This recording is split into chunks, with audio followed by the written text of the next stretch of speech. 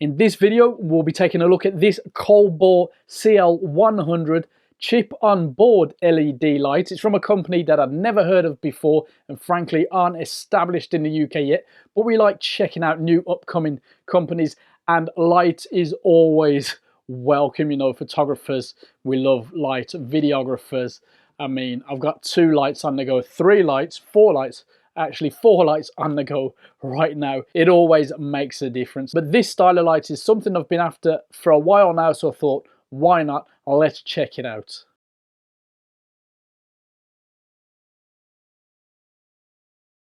First off, you're greeted with this actually pretty decent bag. It's a nice size.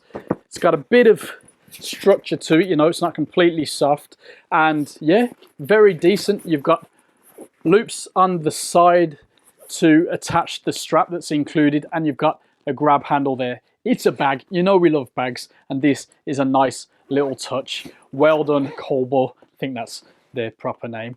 You get a remote control, which we'll go into in a moment. Now, as you'll guess, this has already been unpacked. I've been using the light for a good month, 6 weeks or so already, so I've packed a few things back in here just so I can present them to you a bit easier. That's why it's all a bit of a mess. So you've got a proper power cable. There's the AC adapter there.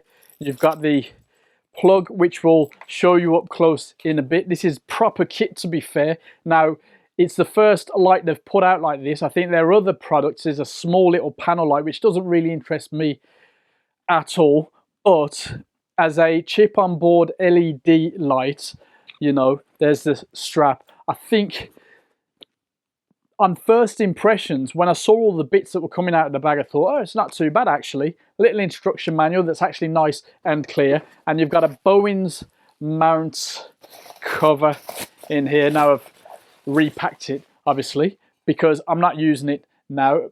So you pop that out and you're away. Simple bit of kit. Doesn't feel cheap particularly. The mounts are nice, but I'm using a softbox. I bought myself a new softbox actually, because they're starting to show a bit of wear and tear. This is the actual unit itself. It weighs about 1.1 kilos. It's ABS plastic. You've got a little handle there. You've got the notch to release the mount cover. A bit awkward holding it like this. And there's the LEDs themselves for what it's worth. I don't use it bare like that. I mean, we'll show you the light brightness and stuff in a moment, but let's just pop that protective cover back on for now. Down here we've got, and mine was already attached, so, you know, one less job. You've got an umbrella mount there, as well as the usual mounting points there. That all is pretty decent. It's been working fine over the last month or so. It's a 100-watt bi-color chip on board LED light. This whole chip on board business apparently means they can fit an array of LEDs that are more powerful but use less energy, and so far I'd say so good. It's got a color rendering index of 97. It's got a color temperature range of 2700 Kelvin to 6500 Kelvin. Beam angle of 120 degrees with a standard cover on. Taking a look at the back then, we've got a nice simple on-off button there. Powers up very quickly. Relatively clear view there. This thing looks like it will probably not last too long if you're using this really roughly out and about in the field. I'm just going to be using it indoors for the most part, maybe a few on location bits and pieces. It's very light to take, but I don't think this is going to last too well. We've got a mode and a turbo here, so we've got candle there, bonfire, breathing. I don't use these, not with these kind of lights anyway, maybe with my little lights occasionally. Faulty bulb, very faulty, it's not coming on yet. Flash, lightning, and back to normal. Now if I hold it down, we get full mode, and you can hear the fans going there too, possibly. So let me just take that off there. Now on this side we've got groups. So we've got A, B, C to E. And over here we've got a fan option. So you can have a silent mode fan. As it's only on 40 at the moment, you can't hear a fan, but watch me pump that right up, as you saw before actually. At 80, sometimes a fan comes on, but it's intelligent, so it knows when to turn on and off. Now, I don't use it up close generally, so it hasn't been a problem, but I tend to work around 40, to be honest. But let me just pump it all the way to 100 for the moment, and then switch over to the remote control. So with the remote control on and off, your full power, which in this case you're not going to see too much, but you can hear the fan. Brightness, very simple. It's not too bad. You know, obviously if you can't see the back of the screen, it's a bit of a hit and miss thing. You play it by eye as opposed to play by ear. But you know, then you've got your color temperature. So potentially you can see the background changing a little bit. There you go. Supposed to go down a bit more, and there we've turned it off with the button in the middle. 100 power, 2700K, and then we can just push that all the way to the top, and that's the range basically. 6500 there. As you saw me accidentally do, we've got a simple quick standby on off, and that brings up a little logo for what it's worth. Now down here we've got the color temperature again. We've got the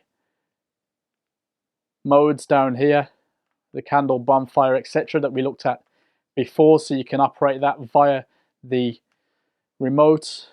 We've got rate here, which will work if you are using, there we go, if you're using these sort of modes, you can adjust the rate with this, but we're not going to use that now. Let's go back to normal.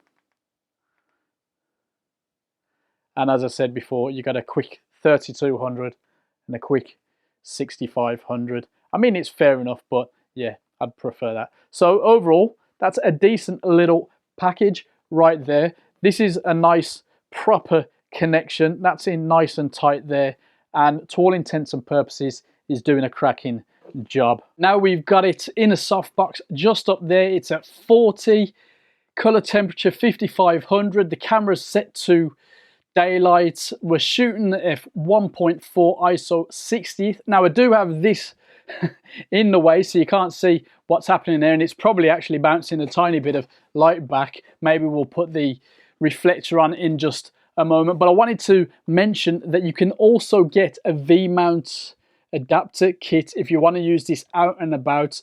You know, you might want to shoot outdoors or at a location that won't allow you to plug in if you're not, in the case of the UK, PAT tested. I think it's still called that. Anyway, if you know, you know. But this will let you use your V-mount systems, your D-taps, etc. Pretty cool. But that is an additional, I'm not even sure on the prices on that. Maybe we'll put it up on the screen if we know before this video gets finished. As I say, this isn't actually on the market while I'm recording. I'll be releasing this video on the release date, all being well. By that time, hopefully we've got an app that we can talk about, maybe in the comments below once you've got your hands on this thing. But yeah, pretty cool. Let's get rid of the box and just stick a reflector in, just so you can see the other option that I've got. Not that it really makes a difference because the light is doing a decent job. Just to finish off, then we've got a big reflector bouncing a bit of light here. If I move it around a bit, you'll see there it is. Now I'll get it right out of the way and you should get a fair idea. I tell you what, if you haven't got one, get a reflector. Dead cheap. Would help if I left it in position. Dead cheap, but makes that extra bit of difference. Of course, you can put a reflector to get rid of the shadows here if you're doing portraits, depending on your style or what you need. But as far as this light goes, it's nice. In the softbox, it's nice and soft too. And look, we're not even using the full power. If I put the blast on, can you hear that? That's completely killed the exposure. But you know, of course, we're not going to use that. And if you did go that bright, you just adjust things in the camera. But yeah, I think that's decent. $199. Is that a bargain? What do you reckon? Let us know once you've got your hands on this thing.